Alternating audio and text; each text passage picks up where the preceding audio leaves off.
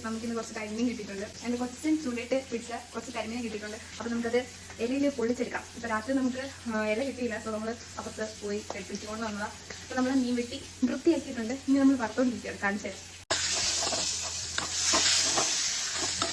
ഇതുള്ള മസാല നമ്മൾ എന്താണ് സെറ്റാക്കി വെച്ചിട്ടുണ്ട് പൊള്ളിക്കാൻ വേണ്ടിയിട്ട്. വറുത്ത് കഴിഞ്ഞിട്ടാണ് നമ്മൾ മസാല പെട്ടുന്നത്. കുറച്ച് തേങ്ങാപ്പാലാണ് ഗൈസ്. ഇപ്പം നമുക്ക് തേങ്ങാപ്പാൽ പിരിക്കാം.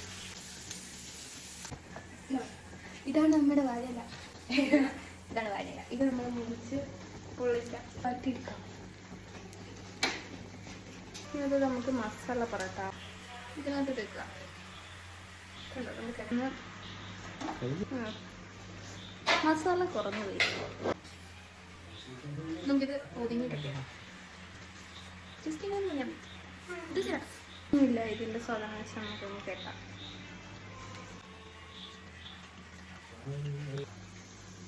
എണ്ണയ്ക്കകത്തോട് നമുക്ക് കുറച്ച് തേങ്ങാപ്പാൽ ഒഴിച്ച് കൊടുക്കും. ഇങ്ങനെ ഈ തേങ്ങാപ്പാൽ ഉണ്ടോ, എല്ലാം കൂടി ഇതിനകത്ത് വെച്ചിടാം.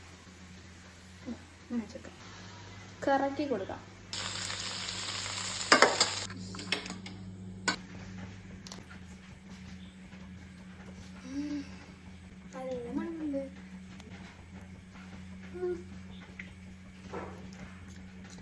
ഈ മസാല ചേർത്തേക്കാം.